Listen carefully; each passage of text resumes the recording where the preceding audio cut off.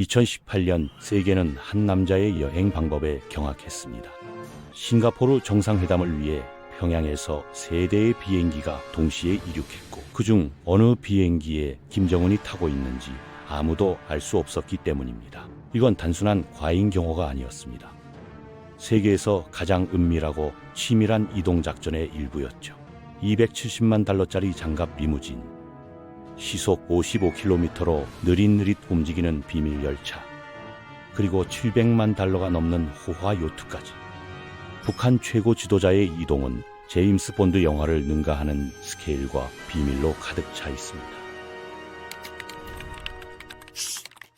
김정은은 절대 우리처럼 공항에 그냥 나타나지 않습니다. 그의 모든 이동은 수개월 전부터 계획되고 경로는 철저히 숨겨지며 심지어 대역배우까지 동원되죠. 도대체 왜 이렇게까지 해야 하는 걸까요? 그의 여행 뒤에는 단순한 안전 문제를 넘어선 권력 과시와 생존 전략이 숨어 있습니다. 생각해보세요. 한 나라의 지도자가 이동하는데 전투기 호위대, 방탄열차, 미끼 비행기가 필요하다는 건 얼마나 극단적인 상황인가요? 오늘은 김정은의 비밀스러운 여행 방법과 그 뒤에 숨겨진 놀라운 이야기를 파헤쳐 보겠습니다. 김정은의 하늘 여행은 사치와 편집증이 결합된 완벽한 예시입니다. 그가 타는 비행기는 소련 시대의 유물인 일류신 IL-62M이거든요. 1960년대에 설계된 이 제트기는 원래 200명을 태울 수 있는 여객기였지만 김정은 버전은 완전히 다른 세계죠. 내부는 푹신한 흰색 가죽 의자와 로즈우드 테이블, 크리스탈 잿더리로 가득 차 있습니다. 북한의 국조 이름을 딴 참매 1호라는 별명을 가진 이 비행기는 단순한 교통수단이 아니라 날아다니는 군전이에요. 근데 진짜 놀라운 건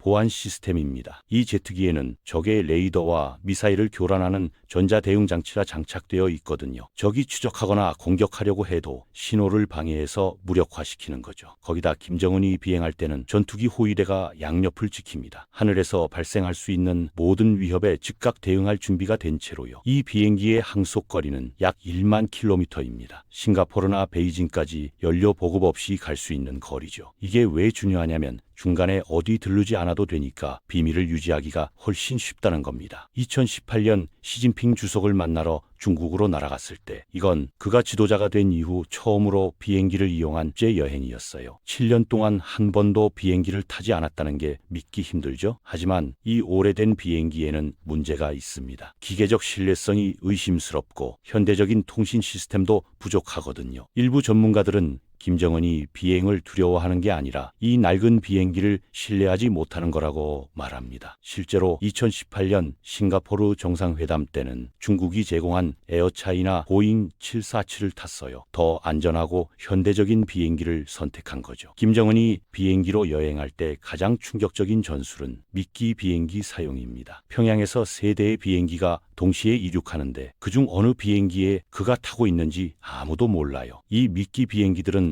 빈 껍데기가 아닙니다. 완전히 인원과 장비를 갖추고 있어서 마치 김정은이 정말 그 안에 있는 것처럼 보이게 만들죠. 적이 어느 비행기를 공격해야 할지 혼란스럽게 만드는 완벽한 전략입니다. 지상에서 김정은의 이동은 더욱 정교합니다. 그의 상징적인 장갑 메르세데스 마이바흐 리무진은 150만 달가 넘는 가치를 지니고 있거든요. 이 차는 단순한 고급차가 아니라 바퀴 달린 요새예요. 방탄, 폭탄 방지 기능은 기본이고 펑크 방지 타이어가 장착돼서 있어서 타이어가 터져도 계속 달릴 수 있습니다. 승객실은 화학 공격으로부터 보호하기 위해 완전히 밀봉되어 있죠. 이 리무진은 혼자 움직이지 않습니다. 거대한 호송대의 일부로 이동하는데 앞에는 경로를 정찰하는 선두 차량, 옆에는 호위 차량, 뒤에는 추가 보안 차량이 따라붙어요. 각 차량마다 특정 역할이 있고 전체 작전은 군사작전처럼 정밀하게 실행됩니다. 2019년 러시아 방문 때는 이 리무진을 특별 열차에 실어서 가져갔는데 이건 그의 부와 권력을 과시하는 동시에 국제 제재를 무시하는 메시지였죠. 근데 재미있는 건 이 고급 차량들이 대부분 밀수품이라는 겁니다. 2021년 유엔 보고서에 따르면 북한은 아랍에미리트와 중국을 거쳐 100만 달러가 넘는 고급 차량들을 몰래 들여왔어요. 국제 제재가 있어도 김정은은 원하는 차를 구할 방법을 방법을 찾아내는 거죠. 김정은의 지상 이동에는 지하 터널 네트워크도 포함됩니다. 평양과 북한 주요 도시를 연결하는 이 비밀 터널들은 첨단 통신 시스템과 보안 조치로 무장되어 있어요. 그는 이 터널을 통해 빠르고 은밀하게 이동할 수 있는데 사실상 침투가 불가능하다고 알려져 있습니다. 도대체 얼마나 많은 비밀 통로가 있는 걸까요? 가장 충격적인 건 미끼와 거짓 정보 사용입니다. 김정은은 종종 차량 호송대를 완전히 다른 방향으로 보내놓고 자신은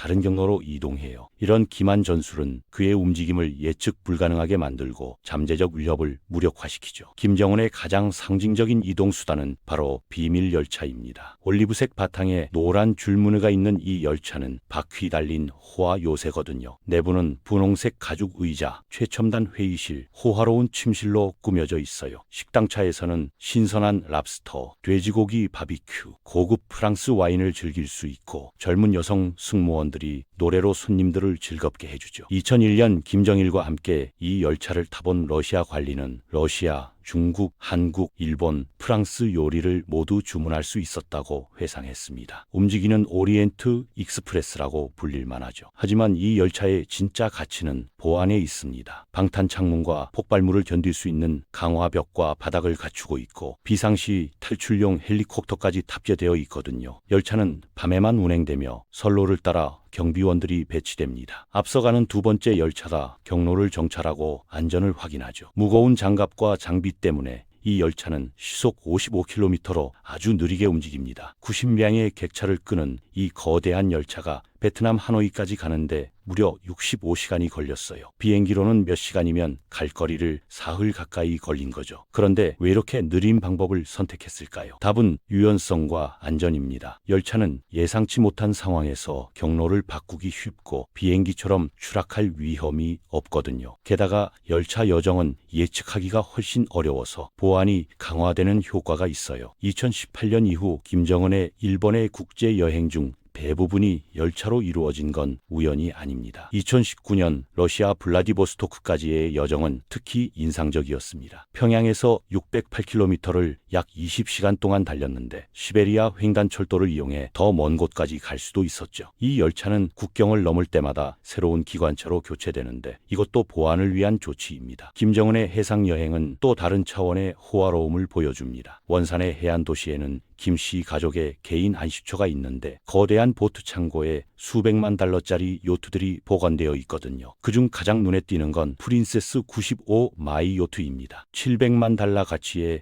이 95피트 요트는 현대 엔지니어리의 걸작이에요. 영국의 프린세스 요트가 제작한 이 선박은 루이비통과 크리스찬 디오를 소유한 LVMH 그룹 소속입니다. 근데 이 요트의 조달은 유엔 제재를 정면으로 위반한 거거든요. 북한에 사치품을 판매하는 건 명백히 금지되어 있었으니까요. 그럼 어떻게 이 요트가 북한으로 들어간 걸까요? 답은 비밀 해상 운송에 있습니다. 요트선이라고 불리는 대형 화물선이 고급 요트를 컨테이너선 내부에 숨겨서 운송하는 거예요. 주변 컨테이너와 방수포로 가려서 감시의 눈을 피하는 거죠. 중국 다안에 위치한 글로벌 유니티 배송 같은 회사들이 이런 은밀한 운송을 전문으로 합니다. 프린세스 95마이는 넓은 플라이브리지 갑판, 넓은 객실, 호화로운 살롱을 갖추고 있어요. 최대 10명까지 수용 가능하고 비교할 수 없는 우아함을 자랑하죠. 2013년 김정은이 동해안을 따라 10일간 현지 시찰을 할 때 배경에서 이 요트가 목격되었습니다. 독특한 하드탑 지붕과 스테인리스 스틸 바 지지대가 프린세스 95마이의 특징과 정확히 일치했어요. 김정은의 함대에는 프린세스 98마이도 있습니다. 870달러가 넘는 이 요트는 이탈리아 명품 브랜드 펜디가 독점 디자인한 인테리어를 자랑해요. 95마이보다 3피트 더 길어서 더 많은 공간과 사치를 제공하죠. 3개의 갑판에 승무원 숙소와 생활 공간이 완벽하게 갖춰져 있습니다. 김정은의 여행 보안에서 가장 충격적인 요소는 대역 배우 사용입니다. 이들은 단순히 닮은 게 아니라 김정은의 매너리즘, 말투, 심지어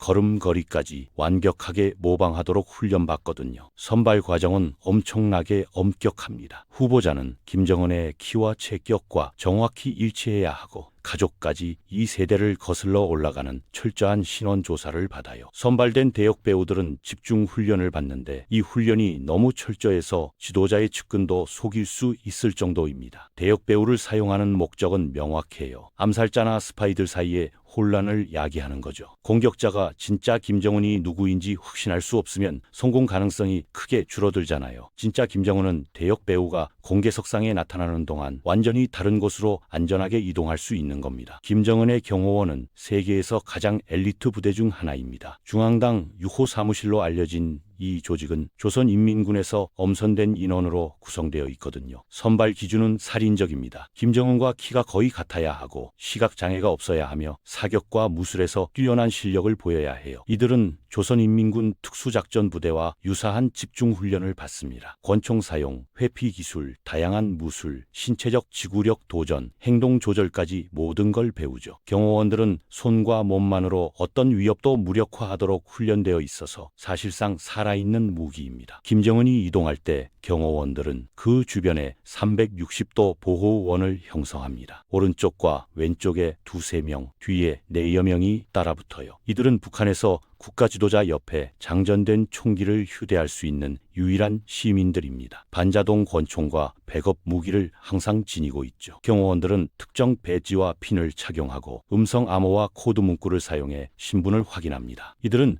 구식과 현대식 통신 방법을 조합해서 사용하는데 무선 이어폰으로 실시간 소통하면서도 음성 암호로 이중 확인을 하는 거예요. 2018년 남북 정상회담에서 처음 목격된 달리는 경호원들은 전 세계를 놀라게 했습니다. 김정은의 리무진과 나란히 달리며 차량 주위에 움직이는 방패를 형성하는 이 광경은 단순한 쇼가 아니에요. 고도로 조율된 보안 조치이고 이들은 직접적인 방어선의 일부로서 모든 위협에 즉시 대응하도록 훈련받았죠. 경호원의 직접적인 범위를 넘어서는 경호사령부가 2번째와 3번째 보안 라인을 형성합니다. 이들은 김정은이 있는 물리적 건물을 보호하는 역할을 담당하는데 그가 평양의 사무실에 있든 외국 호텔에 있든 상관없어요. 경호사령부는 지도자의 위치에서 최대 800m까지 확장되는 여러 보안 라인을 구축합니다. 도로, 울타리, 인프라 보안은 물론이고 보안 통신 라인, 음식과 음료 검사까지 처리하죠. 2018년 싱가포르 정상회담 때는